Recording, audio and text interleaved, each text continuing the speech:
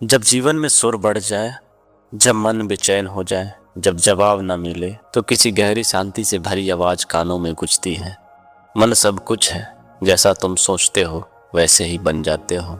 यह आवाज है बुद्ध की। उनके शब्द सिर्फ ज्ञान नहीं है, वो जीवन जीने की राह है। अगर जीवन को आसान बनाना है तो बुद्ध के बताए इन सिद्धांतों को समझना और अपनाना जरूरी है, क्योंकि सच्चा सुख बाहर नहीं, हमारे मन के अंदर है। नंबर 1, मन को शुद्ध रखे। बुद्ध कहते हैं सारे पापों की जड़ मन है। जो कुछ भी हम करते हैं पहले वो हमारे मन में जन्म लेता है। अगर हमारा मन शुद्ध है तो हमारे कर्म भी शुद्ध होंगे। इसलिए सबसे जरूरी है कि हम अपने विचारों को नियंत्रित करें, नकारात्मक सोच, ईर्ष्या और द्वेष से दूरी बनाए रखें। नंबर 2, बुराई को अच्छाई से ही मिटाया जा सकता है। घृणा से घृणा कभी समाप्त नहीं होती, बल्कि प्रेम से होती है। अगर कोई आपको बुरा कहता है या अपमान करता है तो उसी तरह जवाब देना बुद्ध का मार्ग नहीं है। बुद्ध कहते हैं कि बुराई को अच्छाई से जवाब दो, यही सच्चा साहस है। नंबर 3, मन में मोह न रखें।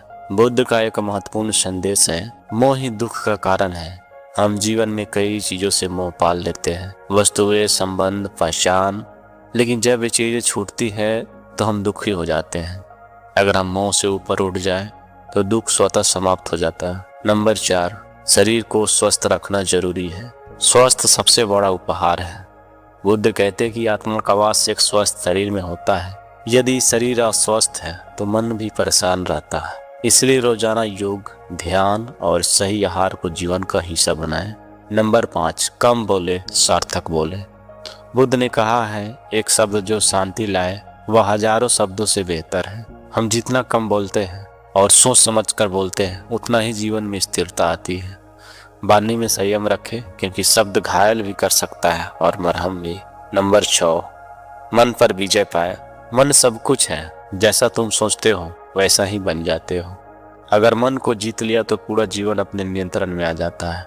ध्यान और साधना के माध्यम से मन को एकाग्र करना सीखे, तभी आप सच्चे अर्थ में स्वतंत्र होंगे। नंबर 7, क्रोध से केवल नुकसान ही होता है। क्रोध को पकड़ना ऐसा है जैसे कोई जलते हुए कोयले को किसी और पर फेंकने के लिए पकड़ ले। जलता तो खुद ही है। क्रोध हमारी ऊर्जा को नष्ट करता है, रिश्ते तोड़ता है और हमें दुख की ओर ले जाता है।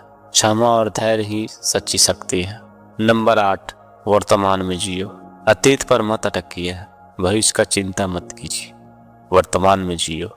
बुद्ध का यह उपदेश आज के समय में सबसे प्रासंगिक है। हम या तो बीते हुए कल में उलझे रहते हैं या आने वाले कल की फिक्र में खो जाते हैं, लेकिन जीवन केवल अब में है। इसलिए वर्तमान को पूरी तरह जियो, जागरूक होकर। न क्रोध करेंगे, न मोह में पड़ेंगे, न द्वेष रखेंगे। हम सिर्फ प्रेम, शांति और करुणा को अपनाएंगे। अगर आपको ये विचार अच्छे लगे तो हमारे वीडियो को लाइक एवं चैनल को सब्सक्राइब करना न भूलिएगा। धन्यवाद।